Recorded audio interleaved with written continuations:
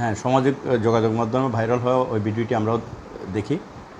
দেখার পর থেকে আমরা ঘটনাটি অবগত হই এবং এই ঘটনা যে জড়িত এই যে আসামি রিকশা চালক তাকে গ্রেপ্তারের জন্য আমরা তৎপরতা চালাই।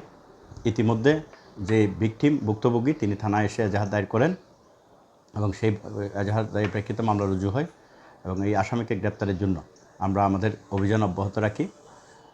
তো এক পর্যায়ে আমরা জানতে পারি সে চট্টগ্রামে অবস্থান করতেছে। আমাদের একটি চৌকস টিম আমরা চট্টগ্রামে প্রেরণ করি এবং তাকে চট্টগ্রাম শহর থেকে গ্রেপ্তার করতে সক্ষম হই। এখন তাকে আমরা তার বিজ্ঞ আদালতে সোপর্দ করার প্রয়োজনীয় কার্যক্রম গ্রহণ করছি। এটা প্রাথমিক জিজ্ঞাসাবাদে আমরা যেটা জানতে পারছি সে আসলে তার যৌন লালসা চরিতার্থের জন্যই এই কাজটি করেছে বলে প্রাথমিকভাবে। তার কোনো মামলা এর আগে নাই। ধন্যবাদ।